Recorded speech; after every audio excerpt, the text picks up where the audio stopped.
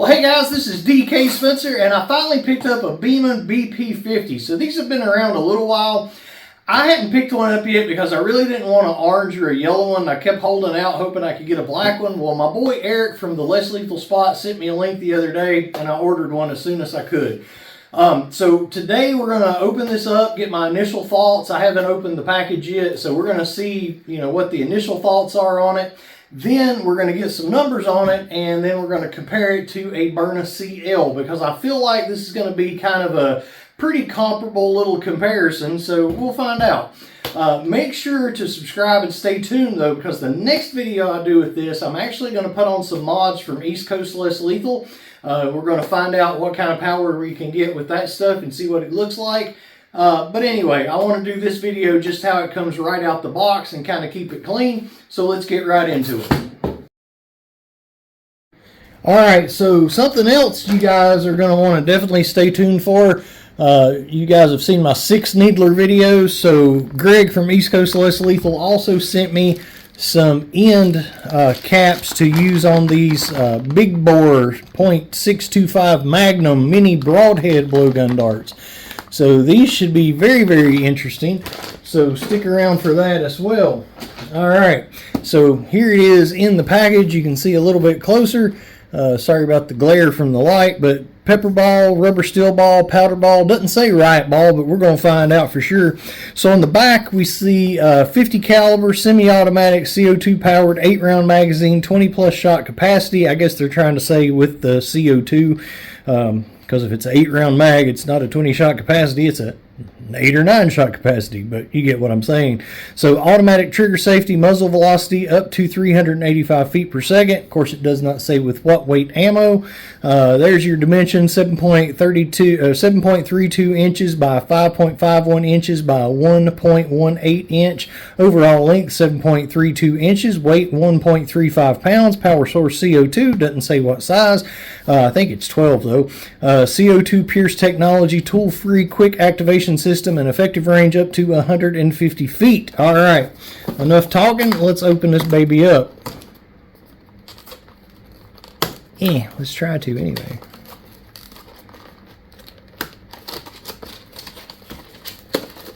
Notice the bottom of it's taped, but the top of it's not, so.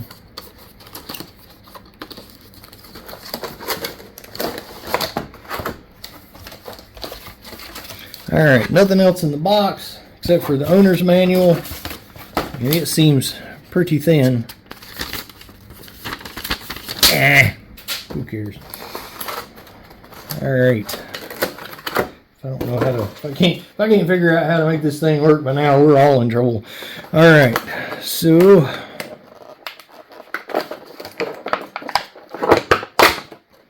there we go. Alright, so yeah, not too bad. It's definitely pretty much all plastic except for that part. I have heard some people have had some kind of issues with the magazine. Very, very reminiscent of a X68 magazine. Very, very reminiscent of an. Here, I'll show you.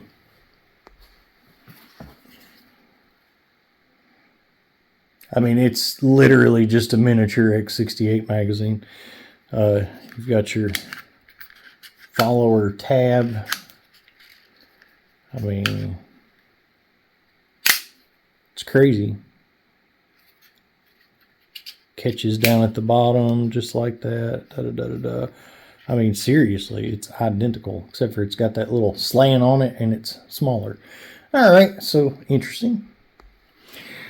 Okay, let's see here. So we do have a top rail on it. That's cool. Also, stay tuned. I've got a couple of tattoo videos coming out. One of them is going to be an optic we can put on the top rail.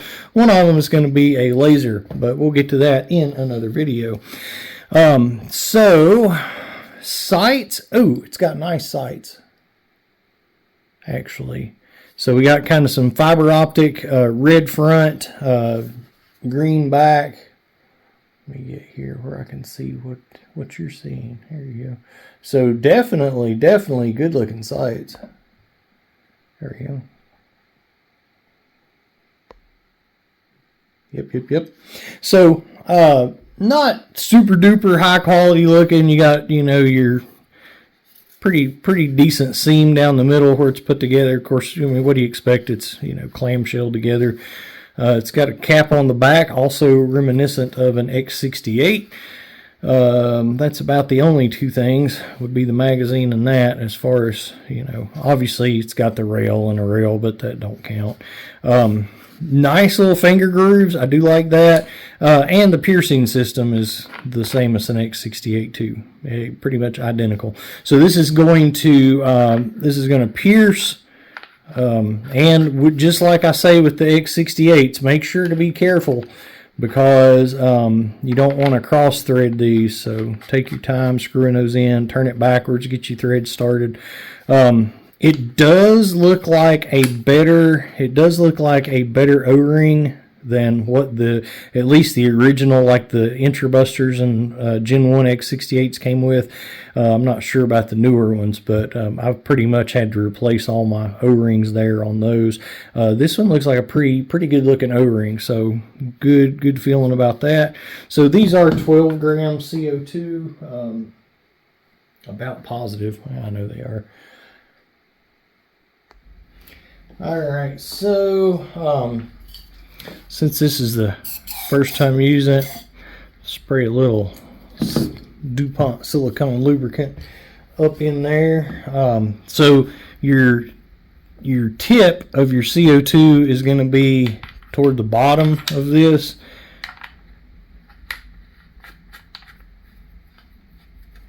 That actually feels a little better than an X68. So the X68s really make me kind of swirly.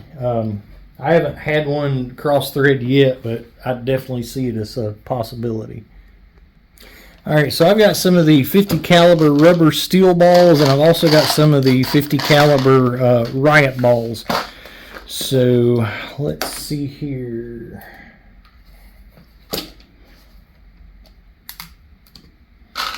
I think these, if I remember correctly, are 3.5 grams. There you go, 3.5 grams. It's going to be difficult to say 3.51, but same difference. Close enough. All right, and then let's see what these guys are. I didn't even know I had those till I went in to get these. So 2.65. So for anybody that's new to this, I do want to make this statement. When you're dealing with feet per second, that means nothing if you're not also looking at the weight. So when you have like a manufacturer like Byrna that says 400 feet per second, or, you know, I think they say 4. I've never got that out of this one, but they say 400 feet per second on these. But you also have to consider that they're using a ball that is extremely light. Now, why do, you know, when we buy this stuff, do we use heavier balls than what the manufacturers recommend? Well, the manufacturers use the lightest stuff possible so they can put that high feet per second number on the box. But a lot of the stuff, especially if it has enough power to sling it, we would rather, you know, do something heavy. The more power you get, the more weight you need in order for it to be accurate. So if you've got something that you take like an X68 that is 50 joules and you throw a ball like that you would use in a Byrna SD or a Byrna LE, like some of their really lightweight ammo that's like 3 grams or whatever, it's going to go all over the place because it's just going to be unstable in flight because it's going so fast and it doesn't have any weight to it. So think about it like this. You want to, if you got the choice of throwing a golf ball at somebody or throwing a ping pong ball at somebody, you're going to throw the golf ball at them because the golf ball is going to do more impact because it's carrying mass. You need to carry mass to the target. So yeah, you can get really good feet per second numbers. So people will brag about their feet per second numbers like a manufacturer will with really, really light ammo. But in the real world, unless it's something that's really, really weak, we choose to use heavier ammo. So I've had people, I've done a video before showing a launcher and it shooting 400 feet per second or 350 feet per second, and somebody come in the video and be like, wow, that's nothing, the Byrna CL does 400 feet per second. Well, yeah, but it's using a 3-gram ball, and what I just tested was using a friggin' 10-gram ball. So when you actually do the math on that, there's a huge difference. So a 3-gram ball going 400 feet per second is only 22 joules.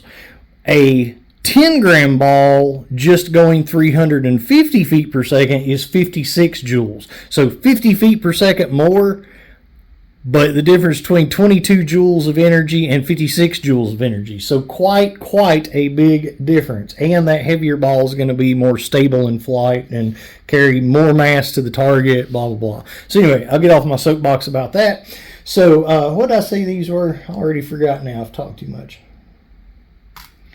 2.68. Let's try another one. So 2.68.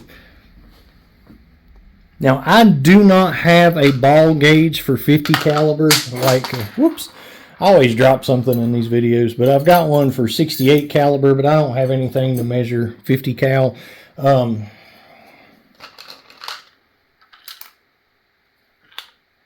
Those obviously fit perfectly well. Oh, those are tight in it. Those are too tight in it. Okay. I don't even know if that's going to be a good idea. Those are, yeah, I'm having to actually push that down in there. Now I've got it stuck. That's not good. So I took a big Allen key and pushed it all the way in and got it out. Not a big deal. But that is interesting. Now, these are really old. I've had these for, I don't know, 5-6 years probably. I don't know. It's been a long time. I'd say at least 4 or 5 years anyway. So I don't know if they've kind of swolled up or whatever. I don't know. We'll see. We'll try them, but they're definitely a bit tight. And that's the thing when it comes to like bore matching stuff. You want something to be to fit the barrel. You want enough room for it to go down the barrel and roll in and out easily without using any kind of instruments. Now, like with the blowgun darts, that's a little different. But when it comes to the balls, you actually don't want any friction on it. You want it as tight as it can be without any friction. Once you get into friction, that actually messes with your power and feet per second and everything as well. So anyway, some people think it's supposed to be like a cork gun and be like, no. Anyway, 1, 2, 3, 4, 5, 6, 7, 8. So it does hold 8 like it said. I'm betting we can plus one on down in there as well. Yep, so 9. So there we go. So 3.5 grams, 9. Let's see what we get. Now, I know me, and when I get to shooting, I'm going to be all happy, especially if we're getting good numbers, and I'm going to forget what I was going to do. So let me do this while I'm thinking about it. So let's look at the size comparison between this and the CL. All right, so it's going to be about the same width. It looks like it's a little bit wider than the CL. Yeah, definitely a little bit wider, a little bit longer. The grip, especially because of that, is definitely bigger. So it's not as compact as the CL. And actually, let's see. Yeah, so the CL definitely has it because, when you look at that aspect of it, the CL's wider, but not by a whole lot. In this area here, by the time you look at the rail and everything, definitely wider because that's where your CO2 is, which definitely hampers you on this one and makes it much longer. Damien Darko was actually talking to me the other day about how it'd be nice to have this a 8 gram instead of a 12 gram, so this was not protruding out as much. I agree with him. I think that would be fantastic, because you could at least have it just about flush, just enough to work. So that's something somebody could do to mod it, because a lot of people get it in their heads they're going to have shootouts with this stuff, and the fact of the matter is 8 gram is typically all you need anyway. Usually you're gonna use this stuff to basically distract, deter whatever the threat. You're not gonna have a shootout like the movie Heat in the middle of the LA streets with one of these things. If that's the case, you're going to be in trouble. So really, your first couple of shots are all that's really going to matter in 90% of the situations. So anyway, I'm just kind of throwing that tidbit out there. So I would rather have that shorter as well with the 8 gram, because I think you're going to get everything you need out of an 8 gram with this. And a lot of times, even with a FSC, a short FSC build, I'll run an 8 gram mag in it. All right, let's look at it compared to something else. All right, here's a Byrna SD. Now this one does have the extension on the end of it, so ignore that. But identical length on the SD. Well, almost identical anyway. Very, very, very close.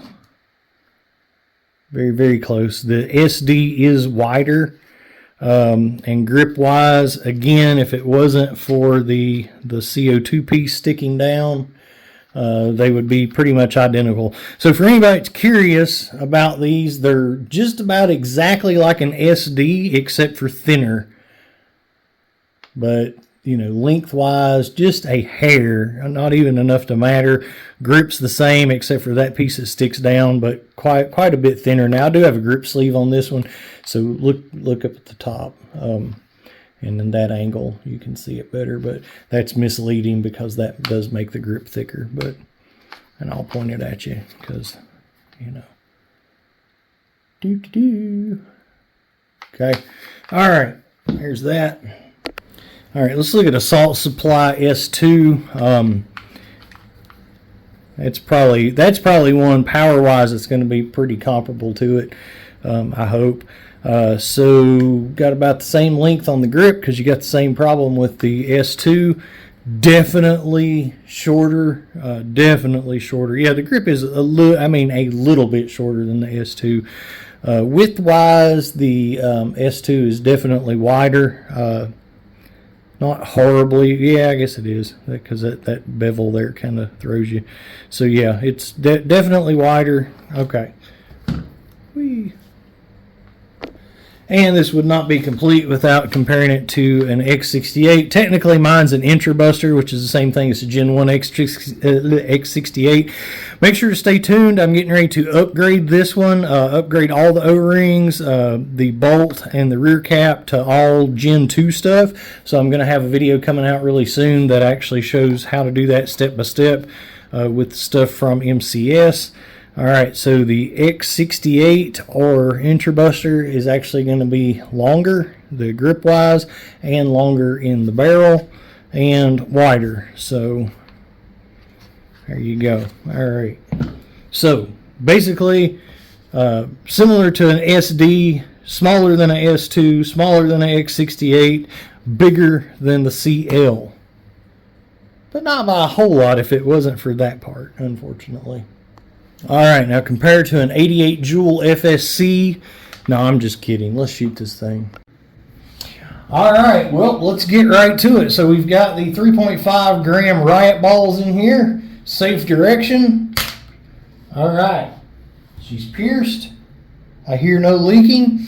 Not a pronounced click or anything, but definitely enough to know that it was charged.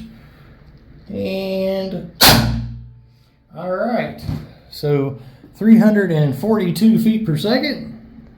Well, that is 18.92 joules of energy. And make sure to watch if you have any questions about joules per square inch. Oh, actually, we're going to touch on that. Actually, let's do that real quick. So I did a video earlier today, and I've done a few in the past talking about how joules per square inch is just a marketing ploy that Byrna did.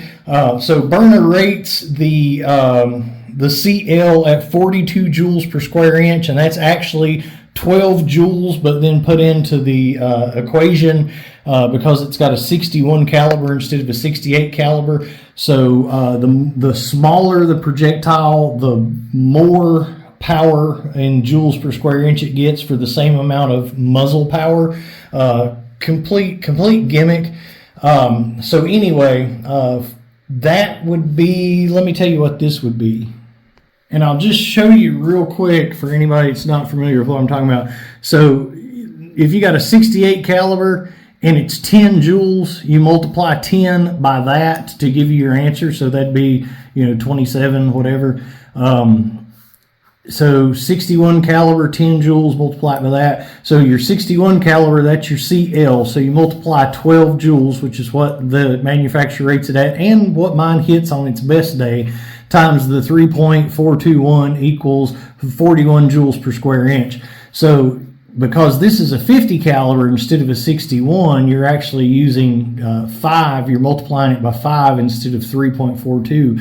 So this one at 18.92 joules gives you a whopping 96.3 joules per square inch. So this thing, by the math they want to use, completely dwarfs the CL, but by real math, which is just joules, it still beats it, just not by that much. So again, mine's 10 to 12 joules. We're going to test it. We're going to test it in this video and see. But first shot on this one, 18.92 joules.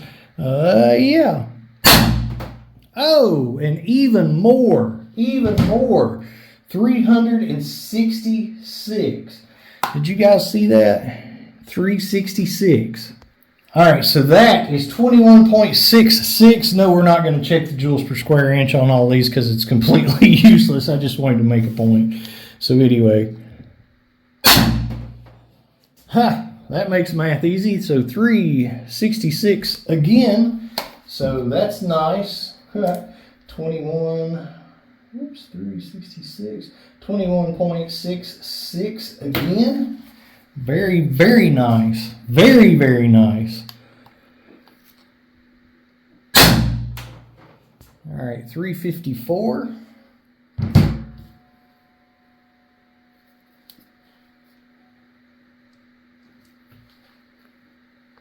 All right, so that is 20.27. So we're getting the same power. We're actually getting a little bit better power out of this than a Assault Supply S2, and it carries more rounds.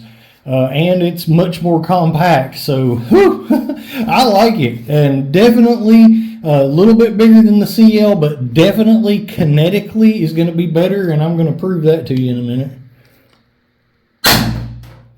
All right, 354 again. Boy, it's making it easy on me today. So that is 20.27 joules again.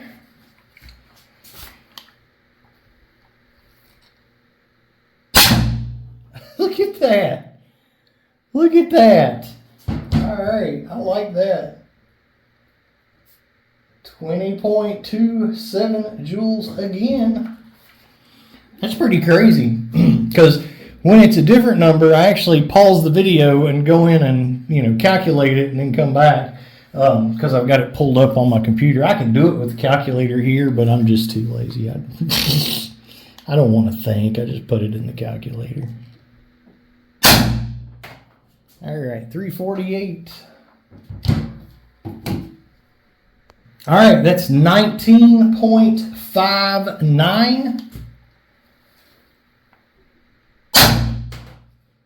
All right, 346. All right, so that is 19.36, and this is our last shot. All right, 332. So we definitely got some drop on that. So I'm going to say, yeah, I mean, we could keep going, but So that one is 17.83. So there you go if you want to take a look at it.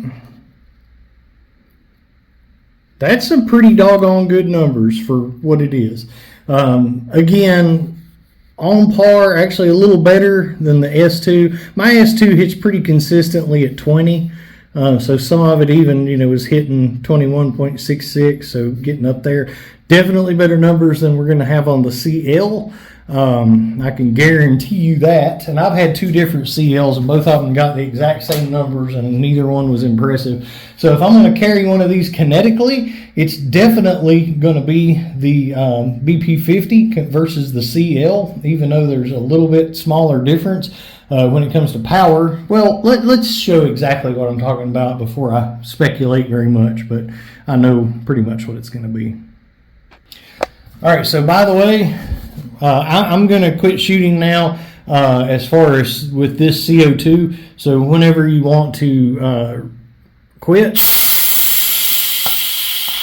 that was not a lot of CO2 left. You might get 20 shots in there, what it said, 20 shots.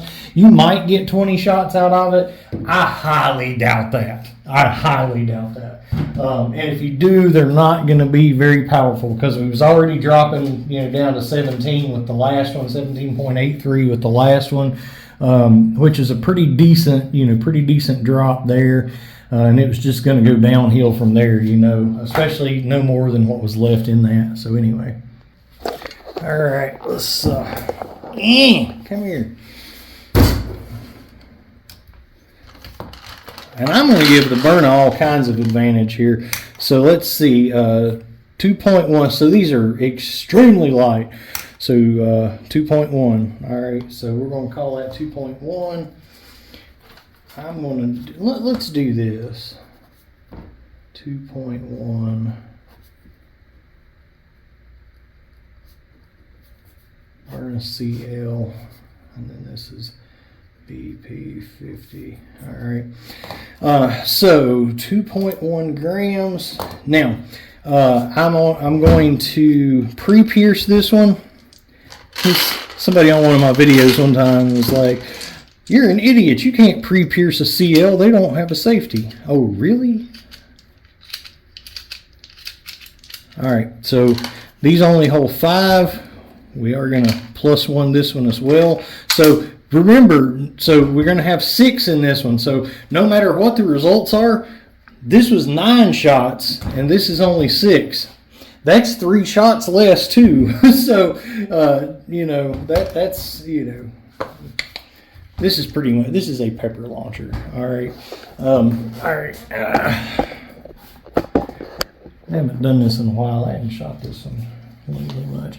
So to pre-pierce these, and here's the thing, I'm giving it the advantage, and I'm doing this for the first shot, so it'll have it, that'll give it the most power on the first shot. If you don't pre-pierce it, your first shot is mid-single digits, okay? And nobody's ever going to be able to pre-pierce one of these under duress, because what you got to do is half pull your trigger back till you hear it click like that. All right, so that was it piercing. All right, so now feet per second might be comparable, because this is a 2.1 gram ball versus a 3.5 gram ball, so bear that in mind.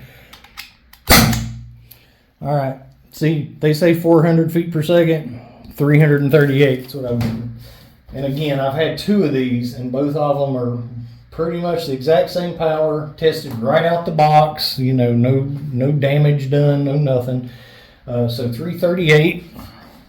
And the reason I say no damage done is I've heard Byrna are telling people that if you leave one of these in your hot car, it'll mess something up on the inside of it and it'll start getting less power, because people are complaining, because some people are out there getting 20 out of one of these, but most people are getting, barely 10, 12, and like that. So some of the people that are getting like 12 complain, then Byrna says, well, maybe you left it in a hot car, or maybe your CO2's cold, or whatever. But, like I said in the video today, Byrna knows they were only expecting 12 out of it, because when you do the math on the joules per square inch, 12 times 3.421, which is your conversion for joules per square inch, gives you the 41 joules per square inch that they claim it has. So that is 12. All right, and as you can see, that's 11.09, so didn't even get 12 joules on that one, and that should have been the most powerful shot, but we'll see. And look at that, 320. This thing is marketed as the sledgehammer. All right, so that is 9.94. So the second shot's not even in the double digits, son. Not even in the double digits. Look at that. 290. I would never carry that thing with kinetic ammo in it. All right, so that is a fresh 8.16. 8.16. And if you guys haven't watched, I shot my friend Ballistic Joel with this exact one. And again, the first shot, so they're claiming 41 joules per square inch, which would be 12 joules. So this was 11.09, so definitely not very far off with what they expect it to be. So less than 1 joule. 1 real joule, 308, which is not much. You're not going to feel the difference between 11 and 12. All right, that's 9.21.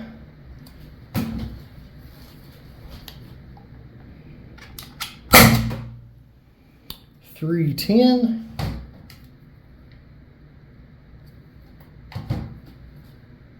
All right, that's 9.33 joules. Last shot, 310 again, so 9.33 again. So if you want to look, there's how those two stack up. Whoops, there you go. All right, big freaking difference. Half the power, way less than half the price. These are cheap. These BP50s are extremely cheap. So yeah. Now, is 20 enough? Well, it's this is marketed as the sledgehammer, and you see what it's hitting. Is 20 enough? I would rather have more. I would honestly rather have more. With the correct shot placement, though, this is definitely going to get somebody's attention. A lot more than that. Well, twice as much as that, as you can see. That's crazy. Wow. And just to address any questions, yes, I was using Byrna brand CO₂. Yes, both launchers are in the exact same temperature indoor shooting area. So it's set at 74 degrees right now. So both of them have been in here for, days actually. Neither one of them's been outside in literally days. The Beeman has sat in here in its big box on the table since it got here a few days ago, and the CL's been on the wall. So anyway, same temperature, using the correct CO₂ in the Byrna, because Byrna will use any excuse they can to try to make you think that there's something you're doing that's wrong with the power. When I was originally testing the first two that I had, or the two that I had, testing them straight out the box, they're like, well, it must be something wrong with that Virginia air, was one thing I got told. I'm like, well, all my other launchers are being shot in the same room with the same Virginia air in the same, temperature or whatever, and all of those have fantastic power. So anyway, yeah, I'll get off my little soapbox. I digress. All right, so I think we got a pretty clear winner between these two, at least kinetically. Even with the little bit of size difference, if I'm somebody that's going to have to carry one of them and just use kinetic ammo in it, I'm definitely going to pick the BP50. Now, chemical wise, we'd have to do the math on it and see. The 61 caliber CL, you're going to have more chemicals per ball than you are with the 50 caliber from the BP50, but you do get 3 more rounds with the BP50. So yeah, you'd have to do the math and see how that stacks up. But anyway, and I'm not going to do it for you. I might someday, but I'm not doing it right now. This is about kinetic testing or whatever. So anyway, kinetically, obviously I'm going to pick that one. So let's check it out with the rubber steel balls. I'm kind of afraid to do it, but hey, again, these things are dirt cheap, especially compared to one of these. So yeah, and I will put a link to this guy. Probably, whatever, I don't know. All right, so everything still looks intact there. Well, that one looked a little weird.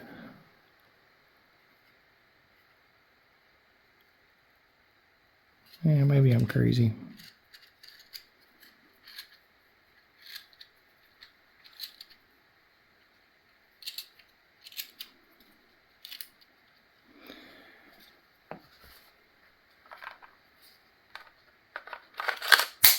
Okay, let's go. I just really hope I don't blow an O-ring doing this because they are very tight for the barrel. All right, so these are 2.68 grams each. All right, we have successfully pierced the CO2. Hey, 384. Of course, these are lighter than the first ones. 384 at 2.68. All right, so that is 18.26. Now, it does need to be said, so that's a little bit less than the first shot the other time with the other ammo. So the first shot with the 3.5 gram was 18.92. This is 18.26, but we did just shoot this one. So this one is cooler on the inside than it was when we were shooting at that time. If this thing was warmed back up to room temperature before testing these, I'm going to say it's going to be the same, if not better. So we'll see. But that is something, and I know I do a lot of little asides and get on soapboxes and stuff, but hey, you guys are watching. And I do appreciate every single one of you. But seriously, sometimes I think of stuff and I got to put it out there. But it makes a big difference. If you're testing something that's CO2 and you test one cylinder of CO2 through it, and then right back to back test something else with another cylinder through it, well, it's already cold on the inside from that. And CO2 is very temperature dependent. So I'm going to say, yeah, this might even actually get better numbers with this ammo. I'm definitely going to say that. 406. Dang, son. So they lowballed their numbers on their box. Byrna highballs theirs, and Beeman lowballs theirs. So that is 20.41. So we were getting 21.66 the second shot with the other ammo. So again, I think if it was fresh and hadn't just had that shot through it, I think we would be at least the same numbers. Now, which ammo am I going to carry? I would rather carry the riot balls because they're hard. And if you have to use this, you're probably going to be aiming at the nugget, and those are going to be better for that kind of a target than the softer rubber steel balls. Gosh, 414. But now if you're one of these manufacturers and just after, feet per second numbers, you're definitely going to want to use those lighter ones. All right, that's 21.23. So we're sticking, just about neck and neck. This is just barely a little less. 414, thank you. That makes it easier. So 414, 21.23. Love when it's a duplicate number and I don't have to run in there. 400. All right, that was 19.81.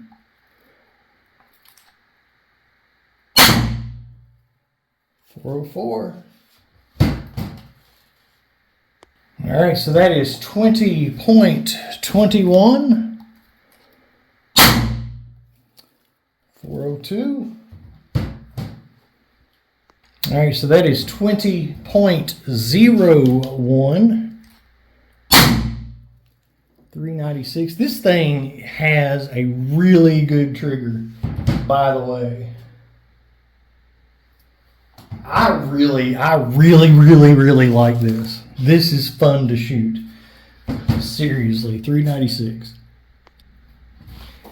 All right, that was 19.42. And yay, 396 again, so 19.42 again. 396, 19.42. And we're going to go ahead and all right, so the CO2 is pointing with the tip up. So you always, when you release the gas, you want to turn it like this. With anything, when you're releasing CO2 gas, you want to turn it in the direction where the tip of the CO2, like that part, is pointing upward. So like on the Byrna CL, you point it back that way, so you want it pointed down, so it's pointed up. And that's to keep liquid CO2 from, you know, freezing your stuff. Not as big a deal on something that's set up like this or some other stuff because it's not directly against a seal. But anyway, just a little tidbit. Another aside for me to run my mouth about and make the video longer. That's what that was. Okay, so I don't have to show you the embarrassment of the Byrna again, but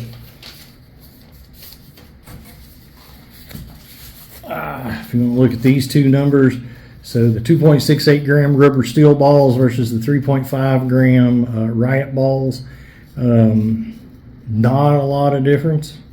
Nobody's going to feel the difference in that, other than that these are rock hard and these are softer.